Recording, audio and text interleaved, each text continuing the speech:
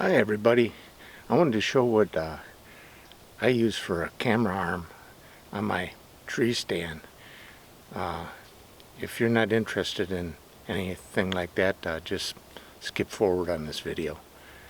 I get sick and tired of hauling around a camera arm and then trying to get it on the tree and having it not sit right and bang into things. So I decided to make one for my climber. Now this isn't my idea and it isn't original, but I thought maybe if you haven't seen anything like this and you want to get into filming your own hunts, if you have a climber, this might be the way to go. So I'll show you what I did. Like I said, this isn't my idea, but it seems to work just fine for me. Okay, what I did is I mounted a camera arm right on my tree stand. I went and I bought I think it was 3 feet of aluminum tubing, 2 feet, 3 feet, and I just ran 2 bolts through the side of my climber. Then I attached one of the pieces of tubing. I think they're 10 inches, something like that, and I put nylon washers in between all the pieces, and as you can see, that's all there's to it. It beats carrying a camera arm out in the woods all the heck. Now of course, if you don't have a climber, this isn't going to work for you. And then I put on a Manfrotto head, and this is the only downfall of this deal. This camera head only goes up and down. It doesn't go left and right. I want to put I think they call them a ball head, so that you swivel any direction with it, and that'll be a lot better. Let me put my camera on here, and I'll show you just how everything is set up. Okay, this isn't level, so I'd have to hold everything here, but that's basically all it is. Now that's a Canon T5i, and so it's got some weight to it, and it holds it up pretty good. But like I said, if this thing isn't level, you'll see it. See how, I don't know if you can see it in the camera, but she kind of wavers. Anyway, that's my camera arm. Something else I wanted to show you. How do you uncock your crossbow? I came across this, and just in case you haven't seen it again or are new to using a crossbow, I thought I'd put it on a video. Like I said, I didn't invent this or anything. I just made one too. But anyway, it's kind of a neat way to uncock a crossbow. So here we go. I'll show it to you. I guess before I take this any further, I gotta say this is what I do. This doesn't mean that you should do it or take any advice that I'm telling you right now. These things are dangerous. They're dangerous as hell. Crossbows are nothing to fool with. And I do this at my own risk, and so would you. So please take that into consideration when you're monkeying around with a crossbow. Okay, let's I'll show you how I uncock my crossbow. I went and I bought another crossbow cocking rope, and I took those rollers off. Then I went and I got these are, I don't even know what you call them, snaps of some sort from Amazon. These are, I don't know the size. They're probably 1 3/4 inches probably long. You probably want to get a big enough one, because like I said, these are nothing to fool around with when you're uncocking a crossbow. To say I was nervous the first time I did this is an understatement, but it's really, really simple. You hook your one side to the end of the string, bring this around, hook your other side to this end of the string. This will only work if you can take your safety off. On a center point, you just flip this lever and you can do that.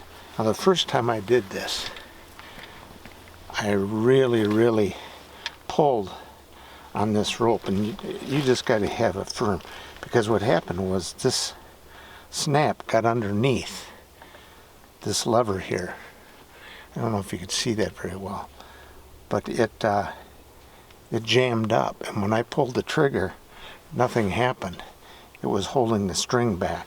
So now I just get a full firm grip on it, make sure everything, I look over everything twice. Once you get a firm grip, just pull the trigger and let it down. And it's as easy as that. I don't know, whatever that rope cost me, I probably got $15 invested in that, but it beats carrying it, uncocking bolt or shooting it into a target or anything else I can think of. So that's the way I do it. And like I said, the first time I did it, I was real nervous. If you use this on a center point, be careful of that, that you don't pull this rope up and get it hung behind there, because you're going to have problems. And I finally just kind of jerked it and it came off. But this is the way I do it. I'm not telling you to do it this way. This is not a tutorial. It's not advice. I just wanted to show you how I uncock a crossbow.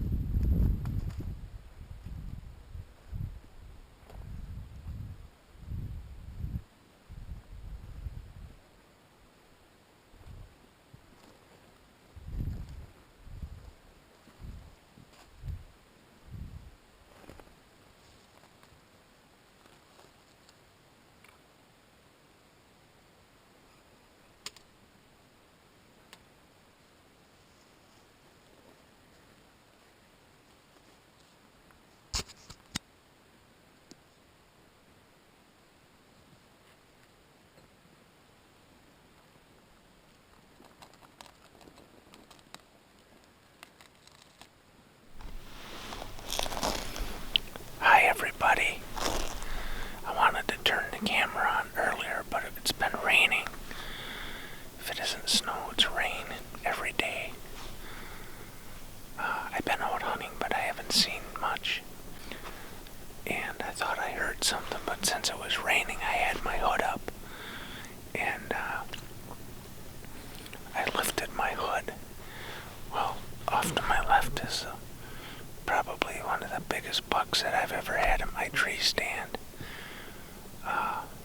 It's been the buck that I've wanted to get a shot at back here. Of course, he saw me, so I tried to ground him, but he knew something was up and he took off.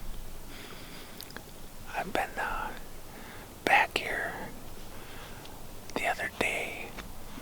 I shot a doe back here, and I went to take all my stuff back and then come back out to track the deer. Well, there is just a ton of bears out here, and it was about 9 o'clock at night, and I was tracking the deer, and all at once I heard the bears. A small bear started bawling like he was looking for his mother. So I left. I wasn't going to go into a bunch of a bear and its cubs, because I know there's 3 cubs back here. And anyway, I came back the next morning, and the bears, of course, had gotten my deer. the same track. So that was the end of that. So now I'm back here again. That buck is, it ain't the biggest in the world, but it's big. And it's real big for me. So, now that he's seen me though, I don't know. May never get another chance. But I'm going to sit here the rest of the day and see what happens. And it's starting to rain again.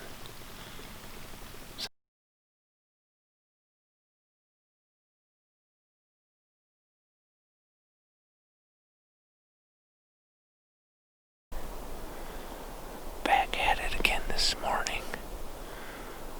I moved the tree stand over, giving me a better shot at this small corner. The wind's right in my face, just the way I want it. It's about 7 o'clock in the morning, a little after. It's a Thursday before Halloween. I'm about 20 feet up in the tree, 25 feet. So I'm all set, just waiting for that big one to show back up again. Just had that small buck go through. And I tried calling it back across the creek by blowing that grunt call. There was 2 deer off to my west. I didn't get a good look at them, but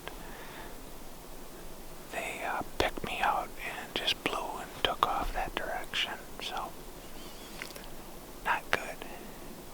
I'm going to sit here a little while longer, but I don't expect a whole lot.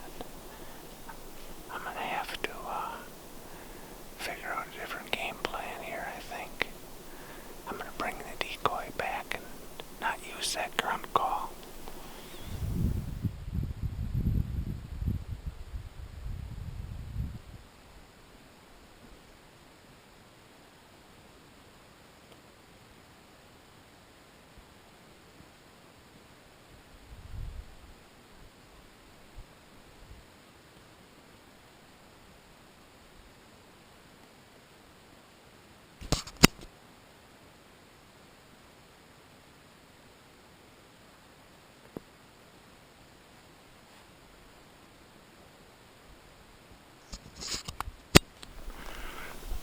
I went home for lunch, and I'm back in the tree now. It's about 12:30, so we'll sit here till about 5:30. I'm not going to be out here after dark. I moved the tree stand closer to where I saw that buck this morning. There's some good trails here. Should be a good stand. I put out my decoy. I don't know. I've had a lot of deer come into those, but usually something screws up, so we'll wait and see. I don't have a direct shot at that, but I got plenty of other areas where I can shoot. There's a scrape down here too, so we'll just wait and see what happens. I made quite a bit of noise, so I don't know. If it isn't any good today, should be good tomorrow morning. It's 2:30. I just had a buck come through. I really don't know what kind of video I got of him. Anyway, he spotted that decoy, but he was looking between the decoy and me, and I couldn't move. So then he slid off, and I had one shot, but I didn't know the distance. I'm glad I didn't shoot, because I was thinking it was about 25, and it's more like 35, 32, something like that. So anyway, that could be the same buck as this morning. I'm not positive. It was a small buck anyway. Like I said, I didn't get that big camera on. He's another one of those deer that surprised the heck out of me. There's so quiet in here, you can't hear nothing. You gotta depend on the blue jays and the squirrels to let you know that they're coming. So, we'll sit here for a while longer and see what happens. He didn't get spooked at all, so maybe he'll come back through. We'll find out.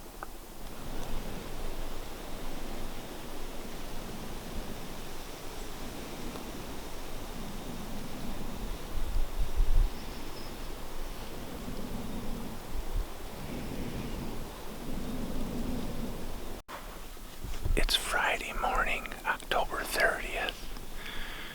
I got out here before sunup. I've been out here about 3 hours or so, 3-4 hours. It's going on 10 o'clock. I'm gonna go in and get something to eat and then come back out. It's about 20 degrees. I thought for sure that something would be moving this morning, but I haven't seen anything.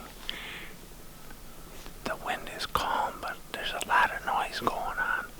A lot of traffic, chainsaws, horns honking. I don't know.